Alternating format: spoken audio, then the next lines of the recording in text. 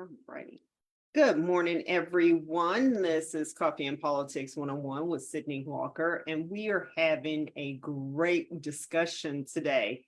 It's kind of like perfect timing when I saw posts from the Texas Prisons Community Advocates program that has been doing a phenomenal job with educating us on what the conditions are in especially our Texas prisons, but it's nothing unique to Texas. Dr. Dominick is on the show today to give us more information about why we need to be concerned and why we need to have change in our prison system. So good morning. How are you doing today? I am doing well. I am awake and ready to go. That is always a good thing. So here, we've been having, to me, it feels like the summer of 1980, where we're having all of these triple digit temperatures and just crazy weather. And that also extends to our prison populations. Like they're not immune to the conditions of the weather and also have other things happening that we need to be concerned about. So tell us more about TCPA and yourself. Well, TPCA is an advocacy organization. We were birthed in 2021, and so I'm president and founder of that organization, and we focus in on inhumane prison conditions. Okay. And training and teaching our family members on how to advocate for their loved ones on the inside, providing them with support and resources, and then also communicating with individuals in the inside to help them in terms of their own advocacy, because they do need it because of the conditions that are present in our prisons. I started in advocacy in 2015. Okay. And at that time, my ex-husband was incarcerated, and that's when I found out that the Texas prisons didn't have air conditioning. And wow. Yeah, and I was devastated at that time. I remember going to places like the Gurney unit, which is an intake unit, and waiting for 4 hours at a time before visitation, just so he could have air conditioning during a time of day, which was the hottest part of the day. Because in the visitation room, you do have air conditioning. So I would literally watch him come in, and he would be sweating and his face was red and he had allergies, so his eyes would be swollen. Okay. Whoa. Okay, so they had air conditioning where you were as a visitor. Correct. But not just the prisoners suffering during our great Texas summers that feel like the devil's household, but also the workers. Yes, absolutely. Experiencing this. Yes. Okay. Yes. So with my ex-husband, when he'd walk in the visitation room, I would literally watch his face transform in front of me. So, he walks in, he's sweaty, you can feel that. You get one hug and one kiss when they come in for visitation, if you have a contact visit. And then his face was red and swollen, and I'd watch his, to the point where I can finally see his eyes. And speaking of the officers too, I'll never forget this one young kid, because they hire him straight out of high school or out of the military, and he's out at the picket where they check your cars and get you processed in. And the poor kid was sweating, he's dripping wet, and at that time he didn't even have a window unit in that picket area. And I get reports all the time from family members, and even the incarcerated individuals are writing me about the officers. But unfortunately, their union isn't doing what their union needs to be doing. So I sidetracked just a little bit on that. No. I am just trying to take that in, because it's more hot than cold here in Texas. Anybody who's lived in Texas any amount of time knows basically we have summer, we have winter storms, and then we go back to summer. There's really not a whole lot in between there. Right. I would say when I was younger, like in the 70s, I remember kind of more of a transition with definitely having a fall and a cooling off period before we would have snow and official winter, and then having springtime. And people say that climate change is not real. There's something definitely going on, but I can't imagine. The officers do get to go home. Yes. They do get some kind of relief from this. But with prisoners, this is their reality. This is 24 hours a day. And I can't imagine. And one thing I did tell you, we kind of jump around with the questions, so I'm not going straight down. I'm not going straight down the line with the questions. So mentally,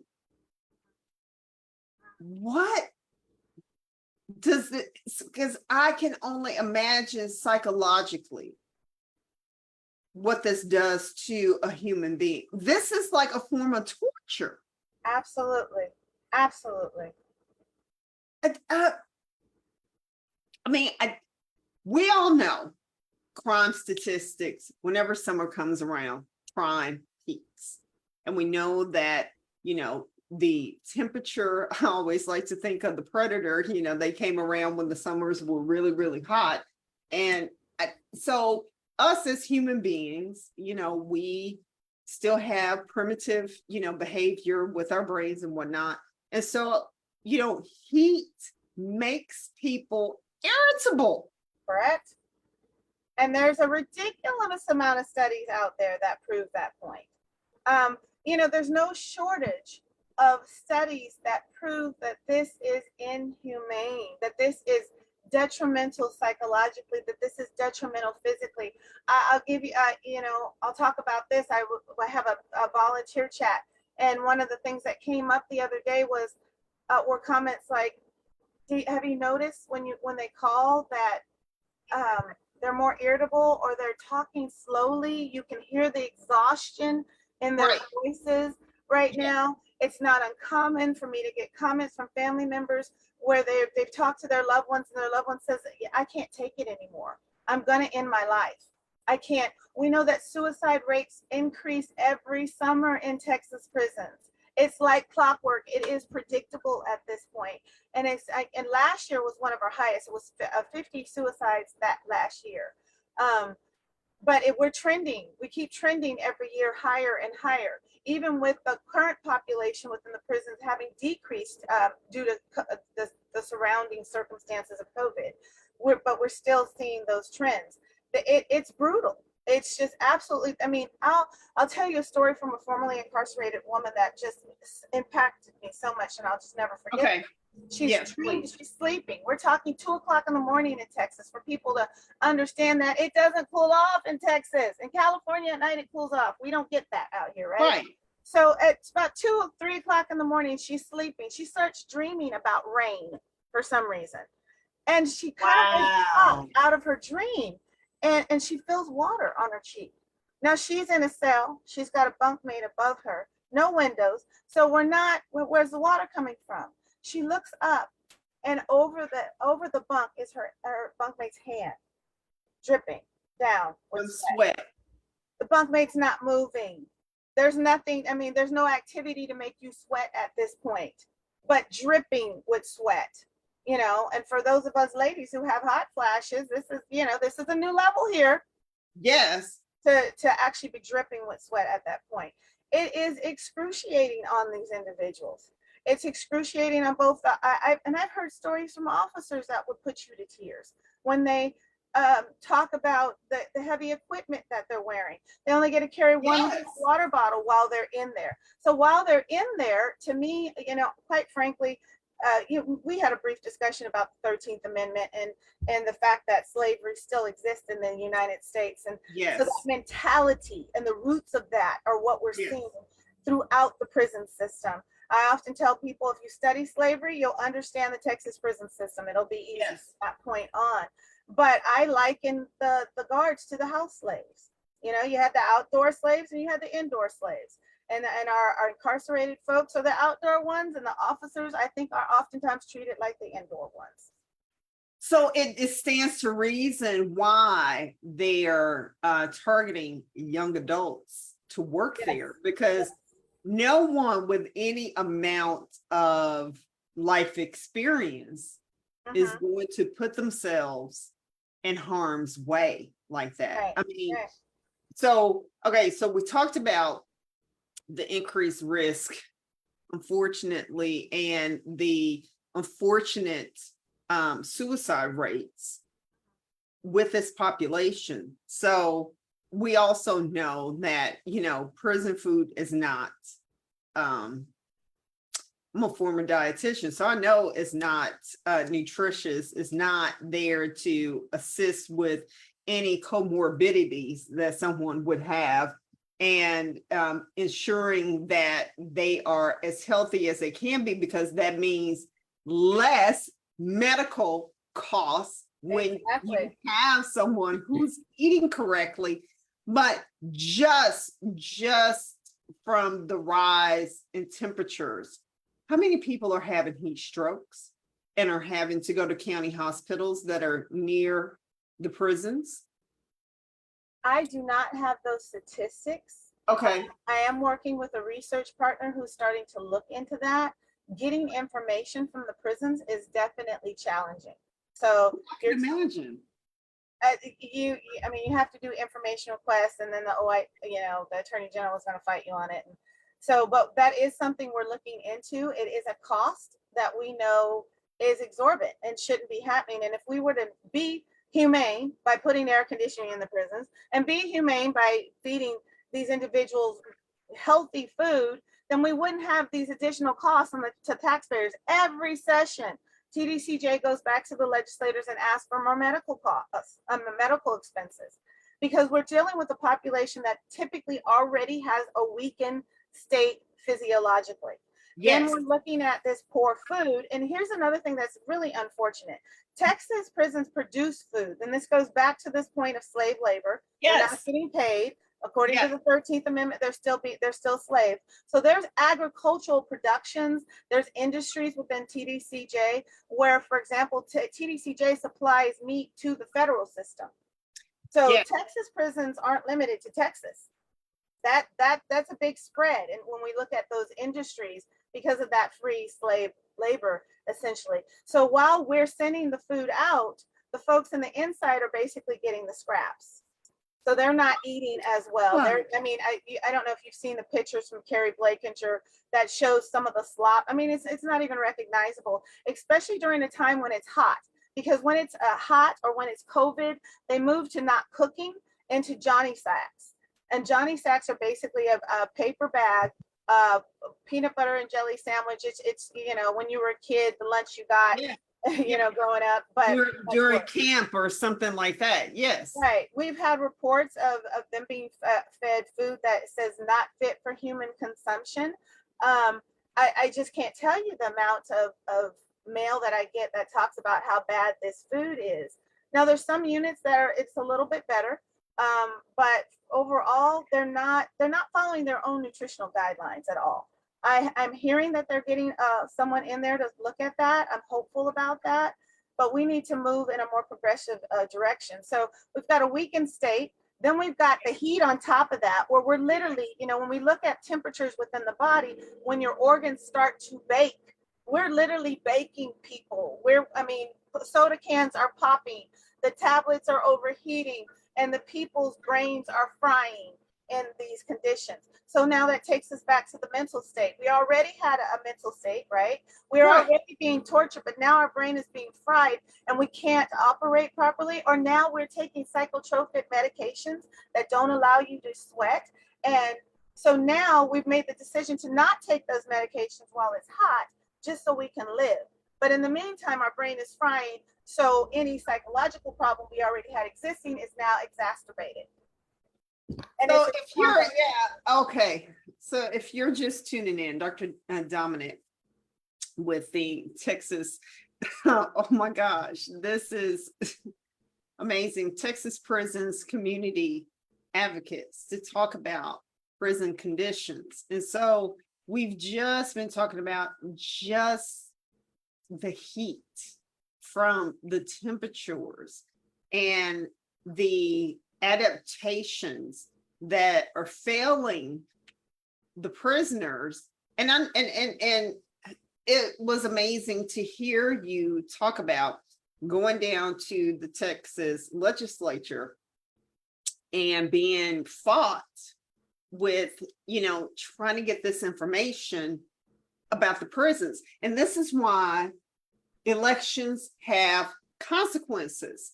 And I know plenty of people, I've talked to people with varying political ideology and stances and beliefs.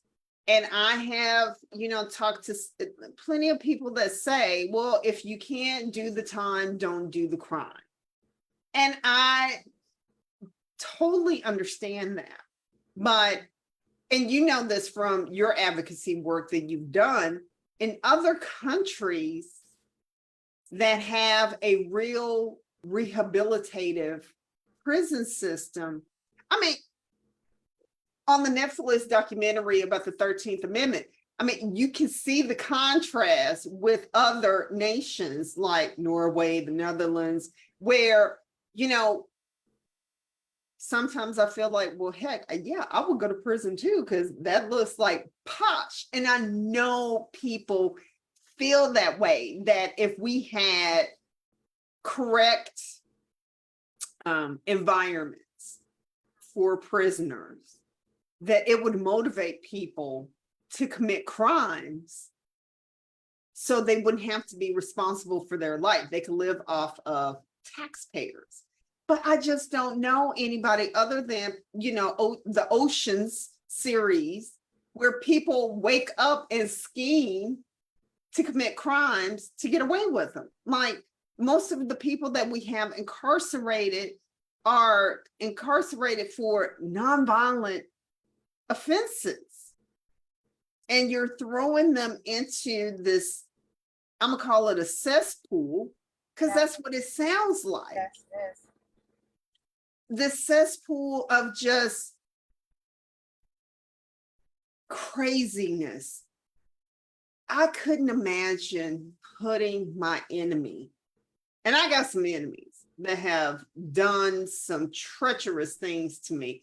I still would not want them to live in that fashion.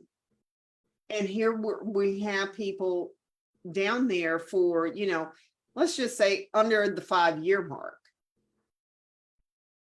They're changed in a very negative way for the rest of their lives because of this. Yes. So is your ex-husband still incarcerated, or is he out now? No, he's still incarcerated. And then I deal with a lot of other, I have a lot of letters from incarcerated individuals.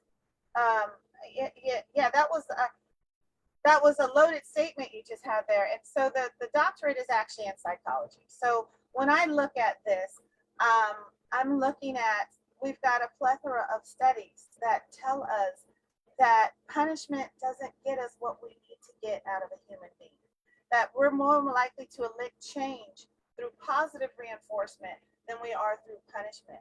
There is an old mentality that's wrapped in a lot of propaganda that says we've got to punish the person and make things so hard so that they don't want to come back to prison. But the reality and the truth is that if we create a better environment, they're less likely to come back to prison, because we've dealt with some of the issues that may have caused them to go into prison in the first place. The way I look at it is beauty for ashes for me. If you take an individual, and let's say this individual did commit the crime, and we see this with some victims groups, actually, they committed murder. We'll put a hard one out there, and they were young, and they got caught up in a gang, and they got put in prison when they were 16, and they kept getting punished and punished and punishment, and they stayed in the gang, and they got worse and they got worse. Or option number 2, They learned about better behavior. They received forgiveness from the victim. And so now they are actually a part of that victim's family. And so now they're speaking out to younger individuals and telling them, this is what happened to me. This is what I did. Don't go this route, you know, because they've been given the tools to now communicate. That's beauty for ashes. Now we've turned that circumstance around, and we've maybe caused other people to not go down that same road. That's the mentality that needs to happen in the United States. That's the paradigm shift that needs to take place in the United States. And it's also about ourselves. That's what I had to realize. I understand the individuals who say, if you don't do the crime, you know, if you can't do the time, don't do the crime. I understand it from the victim's perspective, having listened to several victims and being in that angry place and thinking, you know, they just need to be in there forever and tortured, and the other person's being tortured. But then I realized at some point that if I go that route, I don't get the beauty for ashes. And what does that say about me?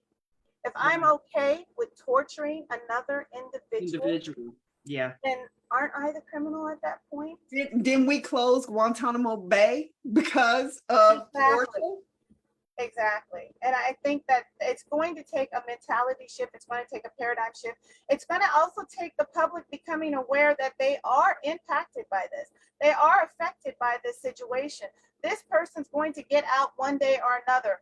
Do you want your neighbor to have been educated in that situation, or do you want them to come out having been educated on the wrong ways to do things? You got a choice to make, you know, and your money is going to be better spent having them come out in a direction that is positive. It just seems like, so you talked about, you know, the anger from the victim's standpoint, and they're going through the 7 stages of grief. And it's totally understandable that they're in the angry resentment phase. And anyone who has, you know, lost a loved one, be it through death, natural causes, or by another human being's hands, or even having a relationship in, you still go through that grieving. And, you know, on the other side of it, you know, you finally come to acceptance, and then you're at peace with everything, you know, going through all of the stages. And you brought up finances on this. And I know for Dallas County, our jail here is $75 a day for each prisoner. That's what we're spending. And then you add in there, and a lot of us with being people of color, saying that it's hereditary, but I also think it's environmental, where we have, you know, high blood pressure, heart disease, diabetes, you know, we have all of these other things going on, and that doesn't leave once you go into the prison system. So if, you know, and anybody who has had a loved one, especially someone who is elderly, that's on Medicare, trying to get them diabetic supplies is ridiculous. I know when I was a diabetes educator, you only got 1 test strip a day if you were type 2 diabetic. If you were, well, type 2, not insulin dependent. Insulin dependent, you got 3 test strips a day as an allotment. So if Medicare is doing that for someone who's not in the prison system, I can only imagine what health care is like. It's pathetic. If they're, and I do want to circle back on the food, because you said not fit for human consumption. Yeah. How do we get, how does that happen? You know, I don't know which way to start. I'm going to circle back real quick to grief. Yes. So I'm going to start back to grief, and then we'll work our way through, because there is so much, right? There's so much to talk about. There's so many atrocities. We should not Yes. be able to talk about this many atrocities. But grief, people don't think about that either. The grief that is in that the incarcerated individuals are experiencing, and the grief that their family members are experiencing. So if ever anybody ever has to get a chance to read the Michael Morton story, he was falsely accused of killing his wife. It's an excellent book to get into that space and feel what he felt when he walked into those prison doors, and how it attacked him emotionally and psychologically. But you're grieving because you don't see your family and friends anymore. People who you thought were going to be there for you are not contacting you anymore. They're not communicating. You might have a cellie, you might develop some kind of relationship. Oh, now they're gone again. So those relationships are torn. You're always watching your back. You're up at 3 a.m. in the morning for breakfast, so you're not sleeping well throughout the night. So when we're talking about psychological problems, those are just some of them that I just wanted to do a quick dump on for grief. Yes. I deal with the family members. These are mothers, these are wives, these are husbands that are going, some of these parents, and we were talking about it just the other day, and I just have a hard time with this one, honestly. They're dealing with the reality of in their lifetime, they never see their child outside of those bars. And they're dealing with the realities of their child calling them, Mama, I'm not eating well. Mama, I'm hot and I don't want to live anymore. Mama, I've been raped. These are the things that these, and they've got these family members who are going, how do I help my child? What do I do to help my child in this system? And there's gatekeepers, right? Because this is such an enclosed system that people don't hear about, they don't know about.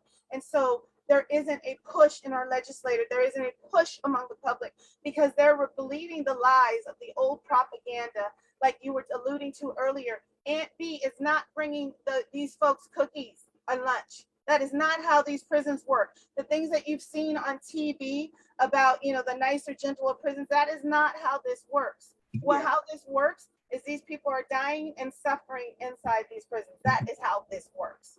And their family members are suffering along with them. And the food, how does the food happen? It's become an industry. Texas prisons are far reaching. They are making money. They are providing slave labor. So the slaves don't necessarily need the good food. They need the scraps. If the food that's being produced will bring more of a profit through selling it out than feeding the people that it's supposed to be feeding, then they're selling it out. And that's how we've gotten to this place. We've ignored them. We've called them the forgotten people. They're the ones we have thrown away. And so we've allowed this as a society to get to this place. And there's this direct pipeline from the schools straight into the prisons, from poverty straight into the prisons. You've got these kids, and people don't realize some of their backstories. If at 12 years old, your uncles are teaching you how to steal and rob, and that's the only way you can survive or put food on the table. And yes, that still happens in the United States. We have a segment of our population within the United States that it is survival of the fittest. It is a jungle kind of situation. Yes. And you've got this individual who's experiencing this, and psychologically now they're being impacted by the older people in their life, which is incredibly influential to their personality and their persona. And that's all they know and all they learn. So they slowly go from, now they're in the halfway houses, they're in the juvenile facilities, and we see what's going on with the juvenile facilities. Yes. Literally, we've got the feds involved in that. They're getting beat up and raped and hurt. So all they know is what they know. And then they go to the next step and the next step. And then when do we cut it off? Right. When do we stop the process? And to stop the process, we've got to deal with some of these conditions. As a former professor, I would not have a student trying to study in that kind of heat. They're not going to test well. And they're not going to learn anything. They're not going to absorb any information. Exactly, because they're just trying to survive. They're just trying to focus. And I've heard the voices of the incarcerated right now during this heat, where their voice just slows down, and they're losing track of their thought patterns, and the conversation that used to be lively kind of sounds like this. Wow. So I do have some questions here. So Amy asked, do you know the percentage of inmates that take meds that inhibit their ability to sweat? And I didn't know that psychotropic drugs, some of them have that effect on our physiology. And I swear to gosh, at Coffee and Politics, if you're just tuning in, this is why I love doing the show, because it is education in its rawest form. And I cannot tell you how many times I've literally cried or I've been fighting back tears while doing the show. And we are doing each other so wrong in this society. Yeah. That is unreal. So back to the medications. I don't have the percentage number offhand, and that is a rotating number. Okay. If I remember correctly, it's a pretty high number. However, I think those numbers are yet lower than what they are supposed to be, because I do know that sometimes, because of the inadequate medical care, I don't think they're getting screened properly. Okay. There's a problem with follow-up. I've gotten letters for individuals who suddenly their medical or heat restrictions have disappeared off their medical records. Yeah, just it's gone. And or individuals who do stop taking their medication during the summer so that they can survive, and or individuals who are being coerced into stop taking their medication so that they can be coerced into letting go of their heat restrictions. So that's it's not the actual number, but it's all the circumstances that surround the number. Oh my gosh. And You're stuck with the coercement, right? yes. So what's happening is, after the PAC lawsuit, which was a settlement which allowed for air conditioning in one specific unit, TDCJ came up with a 3-year plan where they were moving the people who essentially were the most vulnerable or most likely to die due to the heat situation. In other words, they're trying to avoid another lawsuit. And they're moving them into areas of segregation. Okay. And Texas doesn't use the term solitary confinement anymore. They call it segregation or restricted housing. Like, that's going to somehow make it easier and more gentle, but it's solitary confinement. So what they're doing is they're taking individuals who may have a ranking of being seen as, I'm trying to put this in layman terms, as being seen as less likely to have any problem behavior, like a trustee. And they're taking those individuals and they're putting them into areas that are segregated, because those are some of the areas in the prisons that may have air conditioning in them, right? So when they're doing that, they're causing them to lose some of their privileges. So they're losing phone calls, they're losing programs, they're losing visitations because they're being put in that area. So now, if you want to be able to have those privileges, which contribute to your ability to parole, you're going to, okay, well, I'll let go of the heat restriction then, so I can get my classes, so I can get out of here parole, or so I can see my loved one. So they're putting Band-Aids on the situation. They'll tell you about, we just launched a report working with A&M, Dr. Purdom, which looked at their mitigating factors, which also came out of the PAC lawsuit. They'll tell you things like the incarcerated can have showers whenever they want. They'll say that they can have cold water whenever they want. They can go to respite area whenever they want. Not true. And you can look up. I can't imagine any of that being true. It's not logistically possible. Right. Because TDCJ is down over 7,000 officers right now. They're paying 20 to 24 million a month in overtime currently. That's where your taxpayer money is going, by the way.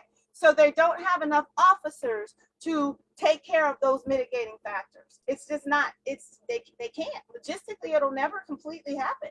So what we have is, we get those, those coolers you get from Home Depot, right? Those big, so you get a cooler like that maybe once every 4 hours in a dorm where you've got 50 to 80 men, and I'm just using that example. There's women dorms as well. And they've got a little cup about yay big. And I get reports of roaches in those cups, and people are using their hands during COVID, right, to scoop out the ice, which is a precious commodity in the heat. Can they take showers whenever no, they go to showers in groups. There has to be an officer who takes them to those showers. COVID, once again, do we have that spacing going on? No, not possible. That's not happening in these prisons. respite, I get reports they're supposed to go to respite technically whenever they want, but there's only certain areas in the prisons that have that air conditioning. So they can't fill that up with all these people who really need to go to respite. I mean, if we're talking, and we know this in Texas, we've had temps of 110. At 110, like Representative Johnson said the other day in the hearing, everybody's heat sensitive.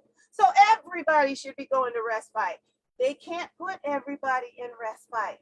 Once again, you now have to have officers that you put in respite. If you don't have the officers, you don't have respite. So what do? We get retaliation. We get comments like, I was told if I needed to go to respite, I had to take a rectal thermometer, exam. So that's what's happening. So they keep putting band-aids, and there's blood all over the floor, literally, because these mitigating factors aren't working, and we demonstrated that through our surveys. I have my one of my volunteers, my vice president, has been looking at just this month, just for June.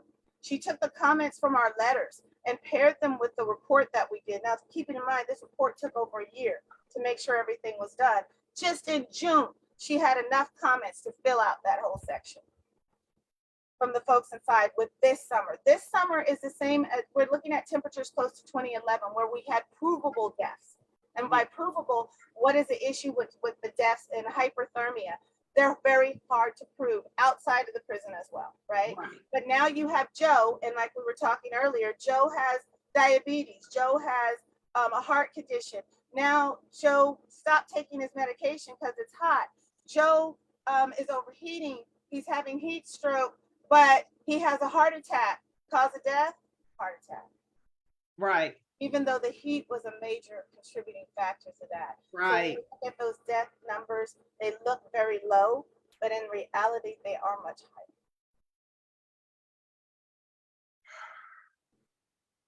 It's a lot to unpack. It is. And one thing that you brought up that is very, very, very true. We criminalize poverty. Yes. And with the 13th Amendment and knowing that you can have slavery through incarceration, and you know that if someone is living in disenfranchised areas, de-invested areas, that opens up the door to selling drugs so you can have food every day. Because, oh my gosh, if you have a parent that has a job and possibly is working 2 to 3 jobs and food runs out before paychecks come, because rent for a 1-bedroom apartment in Dallas is $1,400 a month. So, and I was talking to my daughter about this, like if I wanted to rent a 3-bedroom apartment, even with the salary that I make, we would be struggling. Yeah. Because we're paying $3,000 or more for a 3-bedroom apartment. And so just hearing that and knowing it and the readings that I have done, and we're just ushering people into the system because corporations are benefiting from the slave labor. Yes. It's not, the government is benefiting. A lot of these materials are in government offices. Legislators have privileges that they can go buy some of these materials that Texas industry sells. So yeah, different states are benefiting from this. So Bob was a former guest on my show, and he is about jewelry nullification and having jurors look at, crimes that people are being charged with and saying that, some of the things that we're punishing people for shouldn't be necessarily crimes, because it is born out of poverty. And you're a criminal based on your parents' ability to provide for you And so it just kind of sets up this never ending cycle Right, of right. feeding our prison systems, but Yeah. also very much like with healthcare in the United States, with, it is cost prohibitive to really provide you with the necessary care. So there are incentives, to minimize the treatment that you're getting. There's also incentives for, I'm a warden, so I want those beds filled up. I need more prisoners. There's leasing contracts, yes. Yes. Can you talk about that? Because I don't think that that's something that people are aware of. They're thinking that it's just somebody motivated to commit a crime, when there's an incentive to make sure that you get prisoners so you can lease them out. My wheelhouse on that one is a little fuzzy because it's been a while Okay. since I've read those history books.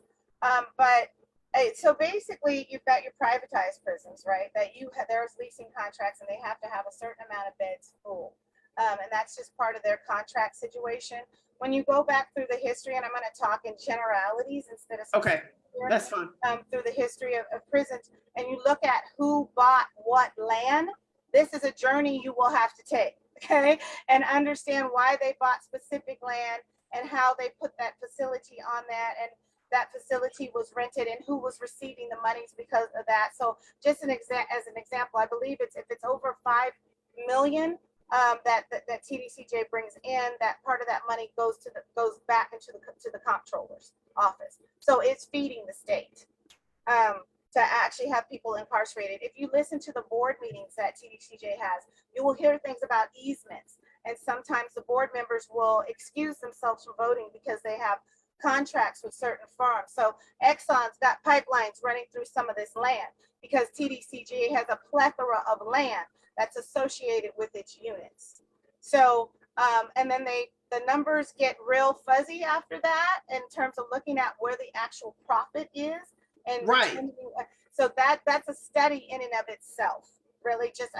Whoever wants to do that, more power to you. I mean, I've seen articles from places like the Marshall's Project, Grits for Breakfast. They've done a pretty good job of digging into that history. And of course, if we want to go back even further into the issue of slavery, then we're talking about they started as plantations. And it was a way to get around the new the laws that freed the slaves. So the South wasn't happy about it. So they started creating all these other laws that would cause people to be incarcerated. Things like, spitting on a sidewalk or something that would cause people to be incarcerated. And then what happened is they would keep the slaves that way. They would lease them to plantations to pick the cotton and what have you. And they would literally sell the children. So if they had a child while incarcerated, they were property of the state, and so they could still be sold. Because under the 13th Amendment, a prisoner is still a slave.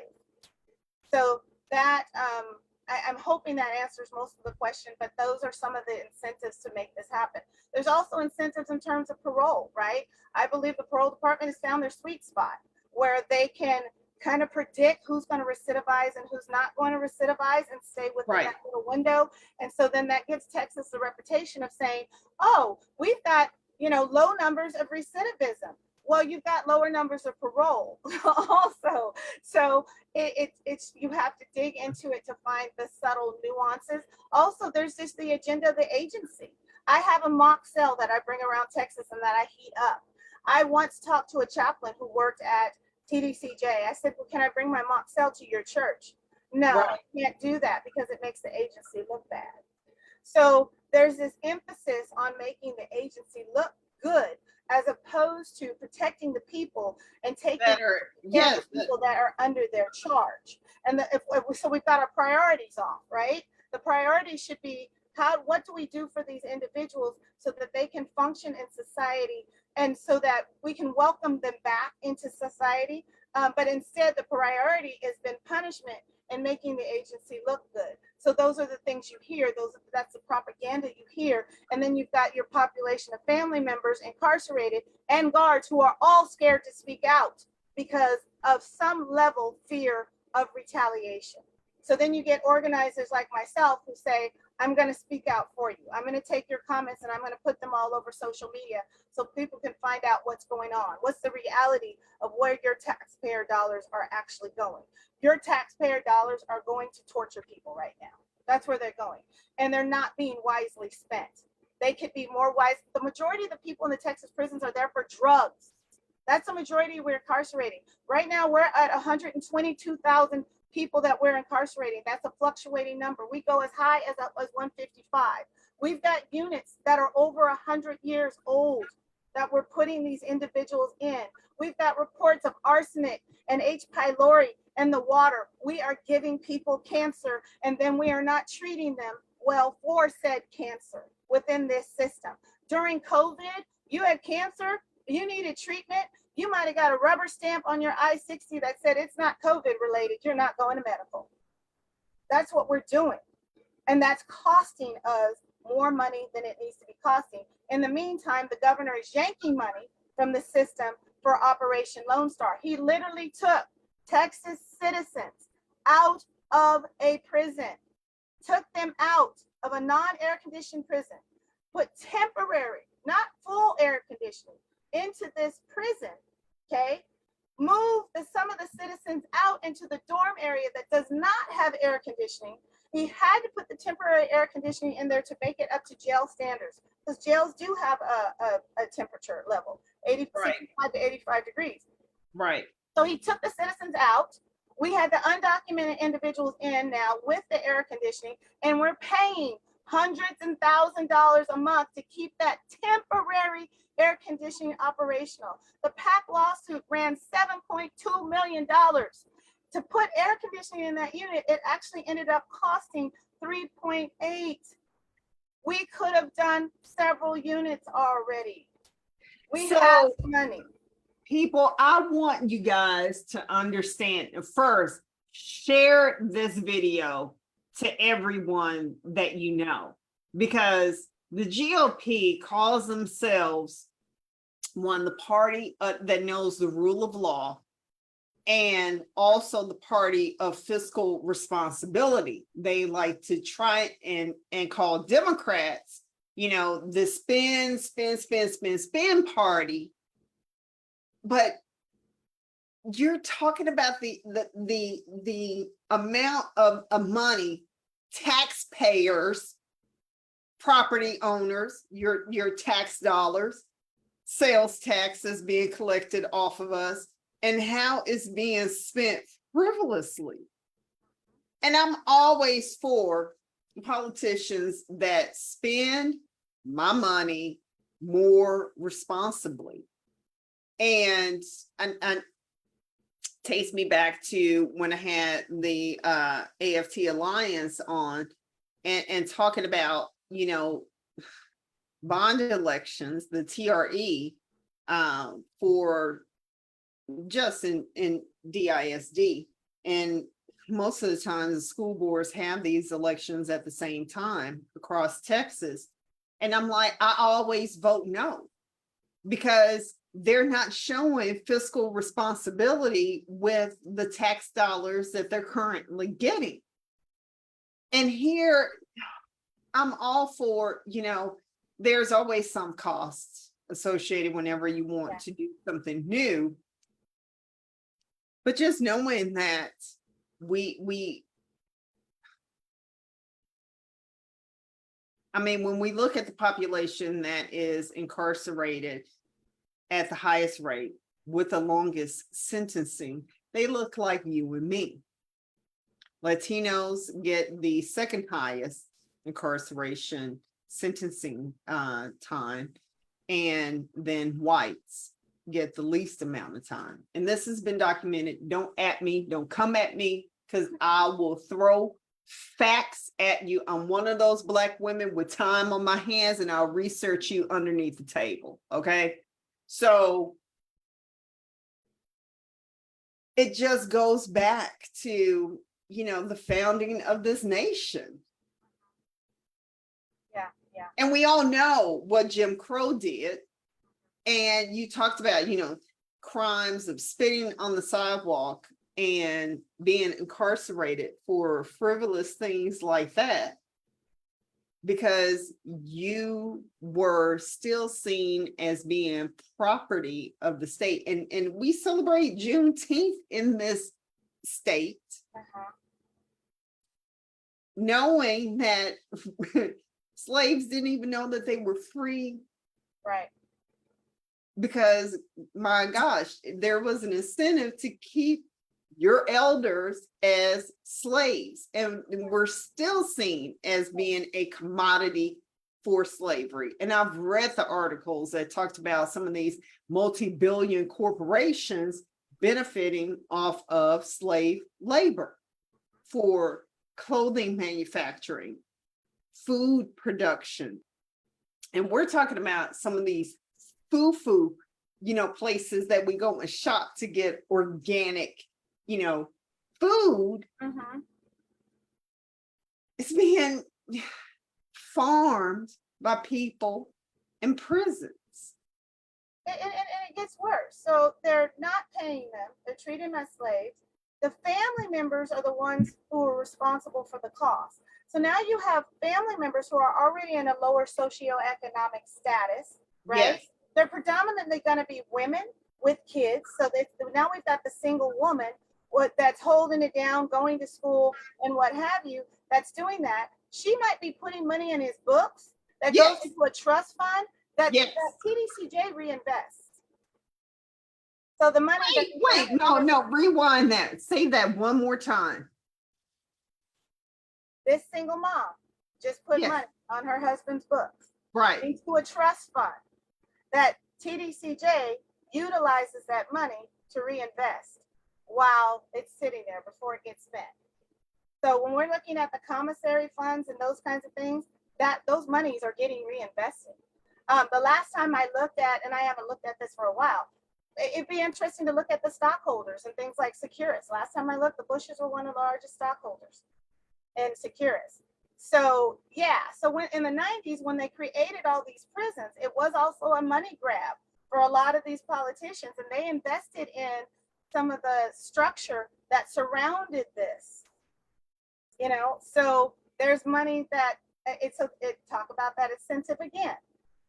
The plot Three Strikes was born deeper and deeper. Yes, where we had the crack cocaine epidemic, and then you saw our men being ushered off to these prisons, 4 on a mule, 10 on a mule, because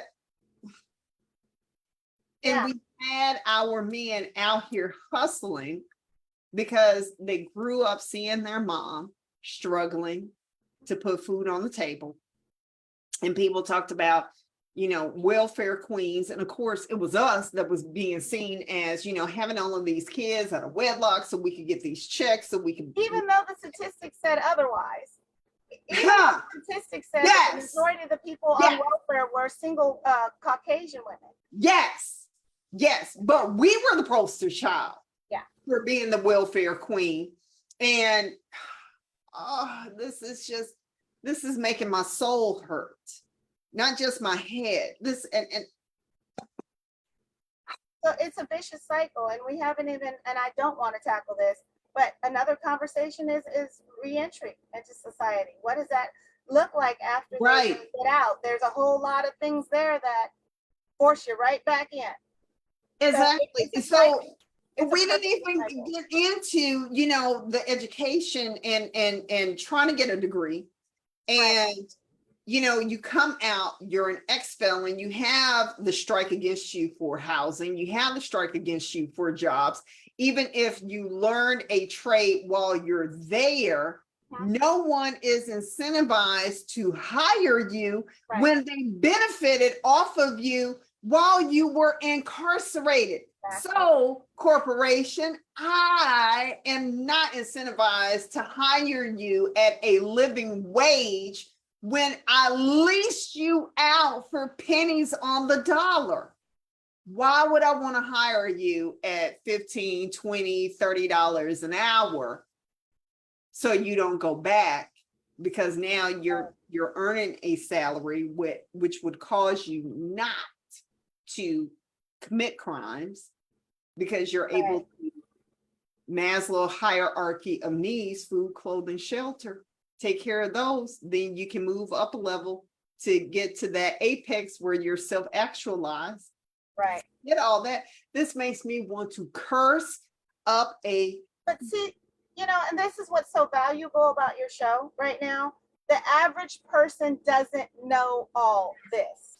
So when they hear, oh, this is such a bad hardcore criminal, we need to lock them up, and they don't know. They don't know that they're not being told the truth. They haven't read the platforms for either Democrat or GOP. They're just going, I'm red, and that's it. Yes. But they're not understanding what it's costing them on the back end. And they're not understanding how many people are there that are just for drugs, just there for drugs. They're not understanding that we've got millions of dollars in deferred maintenance in these Texas prisons, but yet we refuse to shut them down.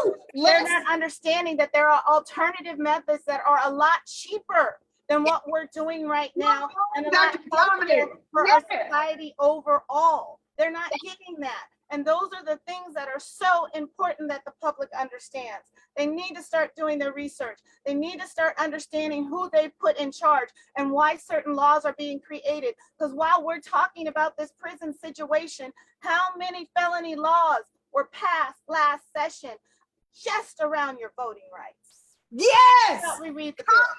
Come on. Oh my gosh. I mean, Bob, yes, you're going to have to come back on the show because I see all your questions and comments and I can't get to all of them. And you hit it right on the head. We are not progressive as a society. We talk about this bull crap.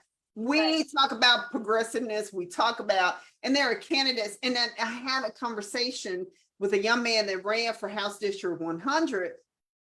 And I ran for a position within one of the political parties, and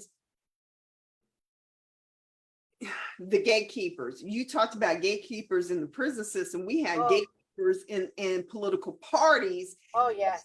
Do not allow our young people, do not allow new people coming in to actually, try to invoke change, try to motivate people to participate in voting.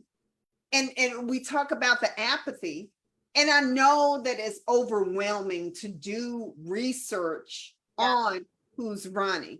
And that's why I have people coming on to talk about the positions so you understand. And for you to bring up the comptroller benefiting off of the prison system. Why do we have positions in our freaking government that are benefiting off of our prisons? Yeah.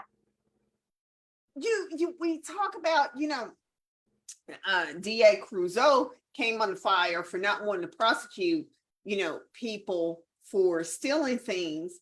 And he had to follow the letter of the law because, supposedly Democrats don't follow the letter of the law. So the letter of the law is up to $750. Now, he's come on the show and talked about not prosecuting people who were stealing, a package of bologna, a package of diapers, and a can of formula, because it costs too much to prosecute that person for stealing less than $100 worth of stuff. He's not talking about you boosted, at his words exactly, you boost $750 worth of bacon. He's coming for you. Right. Because you are committing a crime. You trying to make ends meet until your paycheck comes. So here you're jeopardizing your job to try and provide for your family. And as society, we talk about, it's the corporations that's doing this, it's our government. We are those entities. Exactly. And the average person doesn't understand. I don't even think they understand what their representative or senator's agenda is. They haven't read the platforms. They're swept away. And here, and my background once again is in psychology. So I study persuasion. So I have a hard time watching some of the political candidates. I'm sitting there wondering, why are they wearing that red tie? Why is there a flag behind them? Why did they, why is there a picture of their wife and children? All these things are done on purpose. They know what they're doing. They know how they're manipulating people's minds. And if the individuals don't go back through and research it for themselves, you will be swept away in a current. And you will have been manipulated. There was a puppet master who pulled your strings, and you didn't even know it happened, right? And in with politics, there's a whole nother milieu of gatekeepers, like you were talking about. My dad often says, he says, what you need to do now is run for office. I said, no, Dad, I can run my mouth as an advocate. I can say what I want to say. I have watched some of the good politicians who want to make effective change grow weary. I have watched what they've been up against to get that done. And if they don't have the support of the people who are really researching these ideas and putting forth their ideals, then this is what we're stuck with. And I tell you, so, and Representative Julie Johnson, she talked about, removing some of these outdated laws that are still in our books, so you still can get prosecuted for. Yes. You can get prosecuted for performing oral sex on your loved one, your partner, your husband, your mate, because there is a law against that. Yeah. And it's like, okay, why do we have those kind of laws? Well, we know now, don't we? We know after the fall of Roe v. Wade, how that trigger law just came into place. They're playing the long game, folks. So that was planned. That was laid in waiting for that to happen. So that's why these things are still in the books. They can use them when they want to use them. And they know that people who are impoverished cannot fight them. If you have the money to they hire a lawyer to get this done, and we've seen statistics on this over and over again, if you've got the money for this, we can have the same crime, and the person who doesn't have the money is going down for 20 years, Excuse me, but the person who has the money walked away scot-free. Scot-free? And they know it. Yeah. Yes. And that is the thing that I tell people all the time. And, of course, being in South Dallas, I have talked to neighbors that, talk about, candidates only come around when it is voting time, when it's election season. And I'm like, okay, well, I've been bringing them to you since 2016. And to talk about, parties using trigger words to mobilize their voter, their base, because it is no longer, doesn't matter what party I'm with, I want your vote. And this is why I want your vote. And, I remember being in the second grade and watching Reagan inauguration and having this sinking feeling in the second grade that things weren't right. And it's like, how can a child in the second grade see someone being sworn into office and having a sinking feeling that things aren't right? And I didn't know what was going to come of that presidency. But I also didn't understand what was going on with Nixon and him being forced out of office, and how all of that set us up for where we are today. Exactly. It's a key point with Reagan. I remember, and I was in elementary school, I don't remember what age it was, the comment of, we're going to cut welfare benefits, and it will be to the amount of, it'll be just the cost of a 6-pack of beer. What are you doing right there? You just said on purpose that all the people on welfare are just drinking beer and they're lazy and they're sitting on their porch, and that's where your money's going. That's that psychological stuff that's happening that the average person doesn't understand. Oh my gosh. Okay. So, Dr. Dominick, I am definitely going to invite you to come back, because I have a judge that wants to talk about endorsements. And I got one endorsement for the office that I ran for. And the person that I've talked about that ran for House District 100, he was willing to endorse me for the position. And I was just like, I'm not worried about endorsements, because me as a voter, endorsements didn't necessarily sway me to vote for one person over the other person. So I didn't necessarily feel like that was something that I needed to stand on. But I definitely, since you understand that mindset and all of the psychology that goes along with it, and it's so funny because I actually had an interview with the platform that I'm using for my show.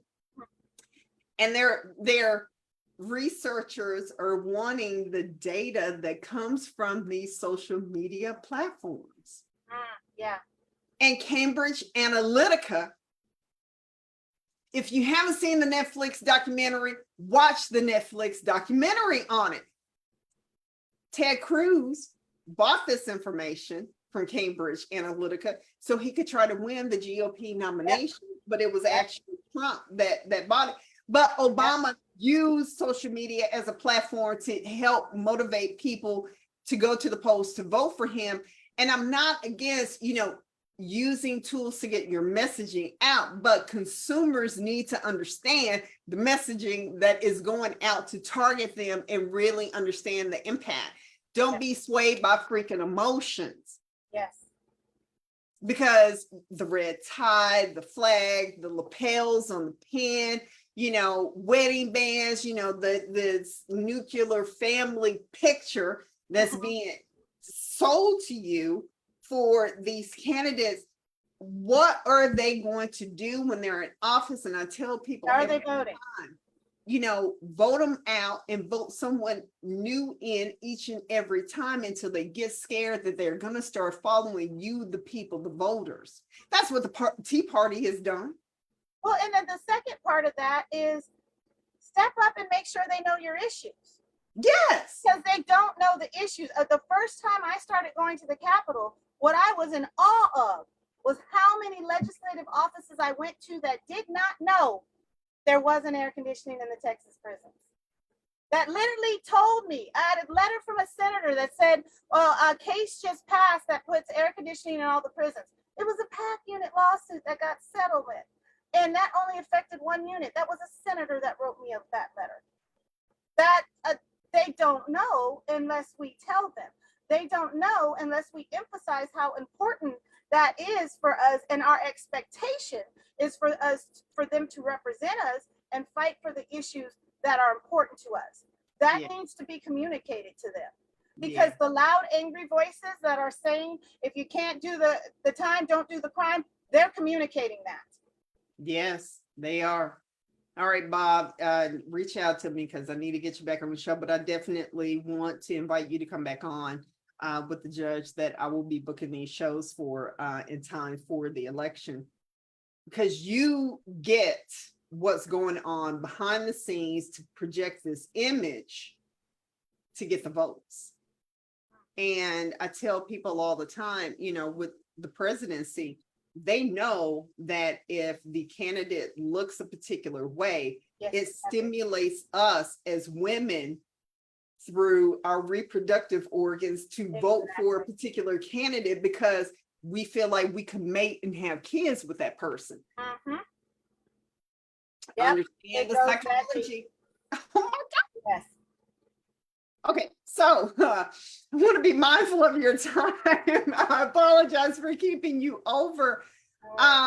This has been an incredible show. People, please share this, because we do not understand what is being done to us through our vote. And there is a reason why there have been laws passed to restrict your ability to vote, because critical thinking skills are dangerous for you to have, which is why it's not being taught in the schools. Hello.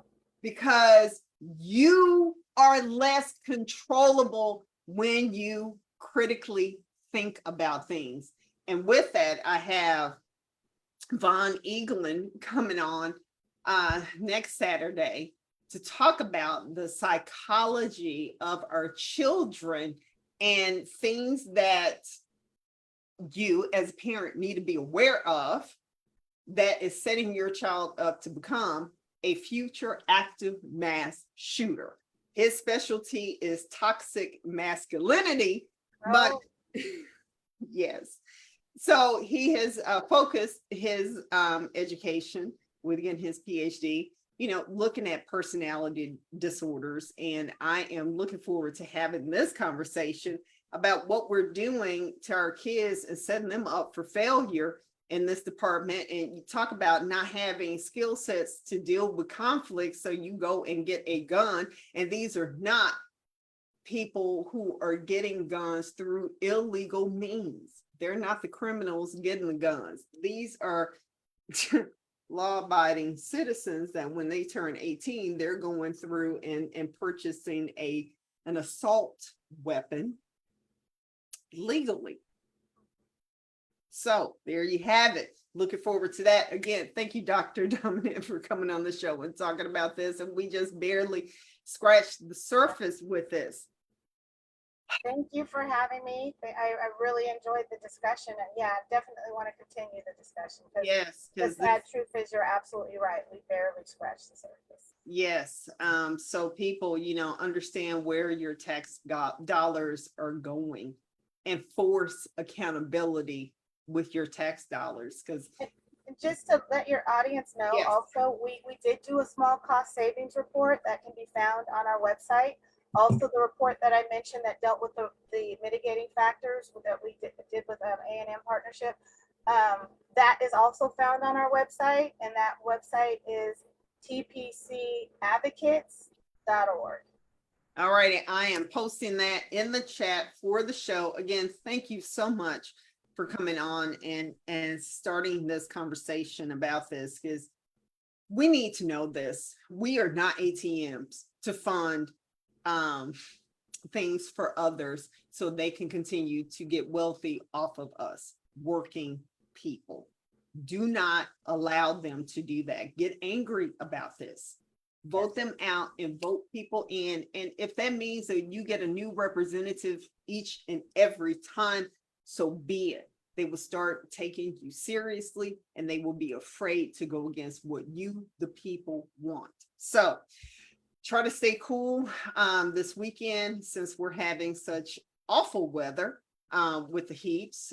Spend time with your loved ones because time is precious and we have a limited amount in this lifetime that we have on this rock here in the solar system. So again, thank you so much for coming on the show. Tune in next week for the discussion about what is making the makings of a active mass shooter. So again, thank you so much.